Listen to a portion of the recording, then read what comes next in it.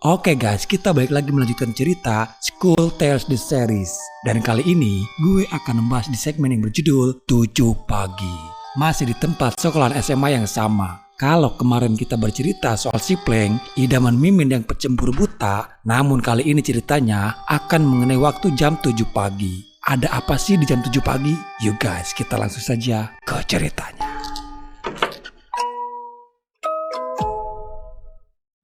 Seseorang pernah berkata bahwa hidup itu seperti jarum jam. Mereka selalu kembali ke tempat yang sama, mengulangi gerakan yang sama, dan itu terus berulang-ulang. Tak sadar manusia sudah terjebak dalam ruang dan waktu, dan lingkaran roda kehidupan yang itu-itu saja.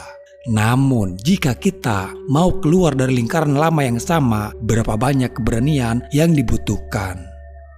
Hari pertama, 7.55. Witai keluar dari lift dan terlihat sangat tergesa-gesa. Seperti orang kesurupan menabrak apa saja yang ada di depan. Lalu dia bertemu dengan Q, salah satu teman kelasnya. Kepanikan dia ternyata hanya karena sebuah buku pelajaran PPKN yang hilang. Karena di hari itu ada mata pelajaran PPKN di kelas. Sebegitu paniknya Witai saat buku pelajaran PPKN itu sudah tak bisa ditemukan lagi. Dia lalu kembali masuk kelas. Witai harus menemukan buku tersebut sebelum jam masuk sekolah, yaitu jam 8 tepat. Dia yakin kalau buku itu sudah dia bawa dari rumah. Namun sepertinya Witai terlambat. Jam di sekolah menunjukkan sudah jam 8 tepat. Seketika tiba-tiba waktu terhenti. Suasana di dalam kelas langsung berubah. Tulisan di mata pelajaran yang ada di papan tulis tiba-tiba terhapus dengan sendirinya. Kilauan cahaya mulai terlihat memasuki ruangan kelas lalu menghantamnya. Tak lama kemudian, sesosok penampakan dengan wajah yang buruk menyerang Witai. Sejak kejadian yang menimpa kepada Witai pada saat itu, di setiap hari di jam 7 pagi akan muncul sebuah pesan misterius yang tertulis di papan tulis sekolah. Setiap hari pesan itu akan menyebutkan sebuah buku mata pelajaran. Jika ada siswa di kelas yang tidak membawa buku yang dituliskan di papan tulis itu, siswa itu akan mati dan keberadaannya akan dihapus dari ingatan semua orang. Jadi singkatnya gini guys, jika ada siswa yang tewas, ingatan semua orang yang ada di kelas itu akan dihapuskan. Hingga para siswa mengira teman kelas mereka hanya itu-itu saja, tidak ada yang berkurang. Tapi dari pesan yang muncul secara misterius yang tertulis di papan tulis itu, semua siswa di kelas 12 percaya akan adanya sesuatu misterius di kelas mereka. Namun mereka hanya dibuat lupa saja dengan apa yang sudah terjadi. Di sini belum diketahui guys latar belakang penyebab semuanya itu. Di sebuah aplikasi chat semacam aplikasi Telegram, grup chattingan itu beranggotakan khusus siswa dari kelas 12 saja. Q yang pada hari itu masuk kelas lebih awal. Bisa dikatakan Q adalah siswa yang selalu mengalah dan menuruti apa saja yang disuruh oleh teman-teman di kelasnya. Q hanya ditugaskan untuk melihat tulisan yang ada di papan tulis, lalu memfoto tulisan yang ada di papan tulis dan membagikan di grup kelas 12. Di sana tertulis mata pelajaran seperti yang Witai lihat sebelumnya, yaitu masyarakat dan pemerintah. Mungkin kalau di kita ini semacam pelajaran PPKN guys. Untuk di hari itu, mereka selamat dan terbebaskan dari kutukan buku mata pelajaran. Sebelum memulai pelajaran, guru mengabsen terlebih dahulu para siswanya. Dan saat guru menyebut nama Witai, tak ada satu orang pun di kelas yang mengenalinya. Data yang tertulis tidak bisa dibohongi kalau ada siswa di kelas 12 yang bernama Witai. Bahkan gurunya pun merasa kebingungan. Dan dia juga tidak mengenali siswa yang bernama Witai. Padahal di sana terlihat jelas ada bangku yang kosong. Lalu guru itu pun menyuruh Awan untuk pindah duduk di bangku kosong tersebut. Di antara siswa yang lain, hanya Q yang merasa ada kejanggalan soal siswa yang bernama Witai. Dan yang lebih membuat dia terkaget, di kursi kosong itu terlihat ada nama Witai. Sebenarnya para siswa di sana juga merasa akan adanya hal aneh di kelas mereka. Namun antara percaya dan tidak percaya, mereka tahu adanya sosok hantu di kelas itu. Namun mereka juga lupa kejadian misterius apa yang mereka rasakan. Pen, salah satu temannya, meminta kepada Q untuk besok datang ke sekolah lebih awal lagi, yaitu jam 6:30 pagi. Karena Pen harus ikut bersama ayahnya terlebih dahulu sebelum berangkat ke sekolah. Dia takut tidak membawa buku mata pelajaran yang tertulis di papan tulis. Kalau dia membawa semua buku mata pelajaran, itu akan merepotkannya. Tapi saat itu Tan datang mengatakan jangan menambahkan beban Q untuk melakukan apa yang Pen minta. Selama ini, Q sudah banyak berkorban untuk mereka semua. Seperti ada raut wajah ketakutan dalam diri Q mengatakan kalau dia akan melakukannya untuk Pen. Q lebih baik mengalah daripada harus ada pertikaian di antara mereka. Saat itu, Tan mulai ada rasa kagum terhadap Q. Di keesokan pagi, alih-alih dia akan datang lebih awal, jam menunjukkan sudah jam 7 lewat. Sepertinya Q malah mengabaikan semuanya. Q yang mulai merasa muak dengan perlakuan teman-teman di kelasnya. Di grup chatting pun sudah menanyakan kepada Q kenapa dia belum mengirimkan fotonya. Tak lama Tan mengirimkan pesan pribadi. Hanya Tan di antara teman-teman di kelas yang perhatian kepada Q. Tapi dari pesan Tan yang memberikan perhatian membuat Q menjadi berubah pikiran dan segera masuk ke dalam kelas. Di papan itu tertulis mata pelajaran sastra Thailand. Lalu foto dan membagikannya di grup. Beberapa saat kemudian, dia merasa ada tetesan yang mengenai pundaknya. Aura di dalam kelas kini terasa menakutkan bagi Q. Melihat kiri dan kanan, memastikan tidak ada siapa-siapa di sana. Q berpikiran untuk keluar kelas menunggu yang lainnya datang. Namun di balik pintu, dia melihat ada sesosok dengan wajah mengerikan. Q tidak berani dan mencoba mengalihkan penglihatannya. Saat itu, dia berusaha tenang dan tidak panik. Namun keberadaannya semakin dekat dia rasakan. Di jam pertengahan sekolah, tiba-tiba suasananya menjadi berubah. Di ruangan kelas menjadi memerah seperti sorot matahari senja. Tak lama kemudian, dengan ballpoint yang mereka pegang menancapkan ke tangan mereka sendiri. Dengan terus melihat ke arah Q dan tanpa ekspresi.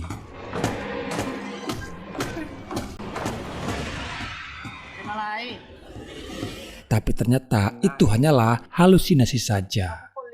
Q semakin curiga ke bangku yang bertuliskan Witai. Setelah jam bel pulang sekolah, teman-teman kelasnya semua komplain kepada Q yang telat memberitahukan soal buku mata pelajaran yang tertulis di papan tulis. Bukan tanpa alasan kalau Q masuk kelas sebelum jam 7 pagi, justru hantu arwah gentayangan itu akan menampakkan diri kepada Q. Tapi mereka tidak percaya dengan apa yang dikatakan oleh Q. Lalu di sini dia memperlihatkan nama Wita yang tertulis di salah satu bangku kosong itu. Tapi lagi-lagi mereka semuanya dibuat lupa. Yang jelas-jelas nama Wita disebutkan di daftar absen guru waktu itu. Q mengatakan mungkin saja Witai adalah salah satu teman mereka. Namun semua orang tidak bisa mengingatnya. Bahkan Q menantang kepada semuanya, jika tidak percaya, datanglah pagi-pagi bersama Q sebelum jam 7 pagi. Namun emang dasar teman kelas Luknut malah menganggap itu hanya akal-akalan Q saja, agar mereka mengikuti perintah darinya. Di hari ketiga, Q akhirnya datang lebih awal di jam 6.30. Hanya untuk membuktikan kepada teman-temannya soal adanya sosok arwah gentayangan itu. Dia memfoto lalu mempostingnya di grup untuk meyakinkan mereka Q harus melakukan siaran langsung. Dia lalu masuk ke ruangan kelas. Walaupun tidak bisa dia tutupi, rasa takut mulai menyelimutinya. Terlihat di papan tulis mata pelajarannya adalah matematika. Dan tiba-tiba saja sesosok arwah gentayangan kini sudah ada di belakang. Q tersadar kembali dan sudah berada di klinik sekolahan bersama Tan yang menjaganya. Q masih teringat apa yang terjadi kepadanya tadi pagi di kelas. Namun ternyata siaran langsung yang dilakukan Q tadi pagi tidak terlihat oleh teman-temannya. Mereka hanya melihat tulisan matematika dan setelah itu Q langsung jatuh pingsan. Tapi saat itu Q tidak menceritakan apa yang terjadi sebenarnya kepada Tan. Mereka pun kembali masuk kelas. Namun di tengah perjalanan, mereka bertemu dengan Awan yang terlihat panik dan tergesa-gesa. Ternyata Awan ini yang kehilangan buku matematikanya. yang padahal dia ingat bukunya sudah dia bawa dan berada di dalam tas. Namun kini buku itu sudah tidak ada lagi. Q yang adalah manusia penuh kasih sayang. Dia masih sempat mau membantu dan mencari mungkin siswa di kelas lain ada pelajaran yang sama. Waktu itu jam sudah menunjukkan jam 7.30. Mereka hanya punya waktu 30 menit lagi sebelum bel masuk sekolah. Sementara bayang-bayang dari iblis mulai menampakkan diri. Sampai pada saat itu, Awan belum menemukan buku matematikanya. Di sini, Awan sadar siapa mereka semuanya. Di antara teman sekelas, hanya Q yang peduli dan menolong saat dia kesulitan. Sedangkan mereka yang menganggap dirinya adalah teman, tapi tidak ada tindakan untuk membantu. Di saat bersamaan terjadi drama antara Not dengan Tan. Not dan Tan ini berpacaran. Not yang cemburu karena Tan belakangan ini selalu perhatian kepada Q. Bahkan Not menuduh kalau Tan sudah tidur bersama Q. Tan yang sakit hati dengan tuduhan Not sengaja mempertegas dan mengatakan iya kalau dirinya sudah tidur dengan Q. Bahkan Tan mengatakan kalau dirinya tidak hanya tidur bersama Q saja, Tan sudah melakukannya dengan orang lain juga. Walaupun pada kenyataannya tuduhan Not itu tidak benar. Harusnya Not berterima kasih karena Tan sudah perhatian kepada Q. Di mana saat itu Q telat masuk kelas untuk memberitahukan soal buku mata pelajaran. Andaikan saja pada pagi itu Tan tidak menghubungi Q dan memberikan perhatian, mungkin semua siswa di kelas itu sudah tewas karena tidak membawa buku mata pelajaran. Bisa dikatakan guys, kalau nyawa mereka ada di tangan Q sendiri. Tak lama kemudian Awan melihat buku matematikanya ada di dalam tasnya Pen. Drama pun terjadi kembali. Awan yang menganggap Pen sebagai sahabat, namun dia malah tega mengambil buku matematika darinya. Dan di sini Pen malah menyalahkan Q yang baru datang karena Q telat memberikan informasi buku apa yang harus dia bawa pada hari ini. Pen tergesa-gesa dan tak sadar bukunya malah tertinggal di dalam mobil ayahnya. Hingga akhirnya Pen mengambil bukunya Awan.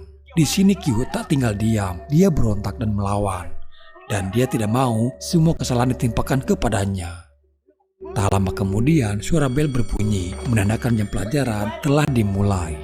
Seketika semuanya terhenti. Kilauan cahaya datang dan ternyata arwah gentayangan itu tertuju kepada Awan karena dia tidak memegang buku pelajaran matematikanya.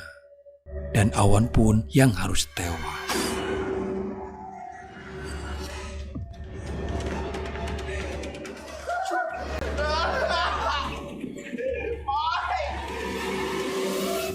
Hari keempat, semua terulang kembali. Mereka tidak mengingat atas kematian Awan.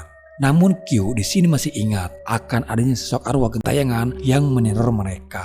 Q seperti biasanya masuk kelas pada jam 7 pagi. Dia juga teringat percakapan Not bersama Tan di kelas kemarin. Q yang mendengar kalau perhatian dan kebaikan Tan selama ini itu hanya tipuan saja. Tan memanfaatkan Q agar Q selalu mau datang jam 7 pagi. Dan mau memberikan informasi soal buku mata pelajaran yang tertulis di papan tulis. Tapi untuk di hari keempat, di hari ini Q tidak memberitahukan kepada mereka soal buku mata pelajaran yang tertulis di papan tulis.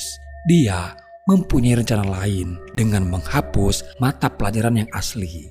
Yang harusnya pelajaran hari ini adalah pelajaran fisika. Namun dia mengirimkan foto ke grup dengan mata pelajaran yang berbeda, yaitu pelajaran PPKN.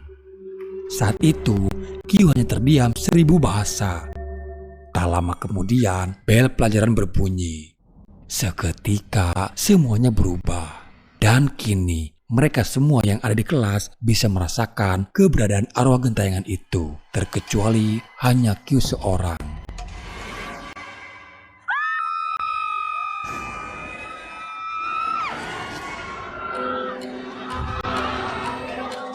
Dan di hari itu si iblis harus lembur karena banyak job dadakan untuk dia. Semua siswa berhamburan mencoba untuk keluar dari ruangan kelas. Namun mereka kini sudah berada di dunia yang berbeda. Mereka berada di dunia para iblis. ก็ใช่แต่เราว่านี่มัน Satu persatu mereka pun tewas dengan cara yang sangat mengenaskan. Awal mula adanya arwah gentayangan yang meneror kelas 12 adalah dulu pernah ada wali kelas muda yang semua muridnya. Setelah semua muridnya, wali kelas itu pun lalu bunuh diri. Sampai pada saat ini, motif dari pembantaian itu belum diketahui pasti. Dan tidak tahu apa yang mendorong wali kelas melakukan kekejian tersebut. Dan di sini ceritanya pun selesai. Oke guys, jadi itulah cerita untuk di segmen jam 7 pagi. Menurut Mimin, untuk segi ceritanya terbilang unik ya, walaupun agak sedikit kurang dalam eksekusinya. Oke guys, semoga kalian suka dan terhibur ya. Tunggu untuk episode selanjutnya dengan jalan cerita yang berbeda dan tentunya lebih menarik dan menyeramkan.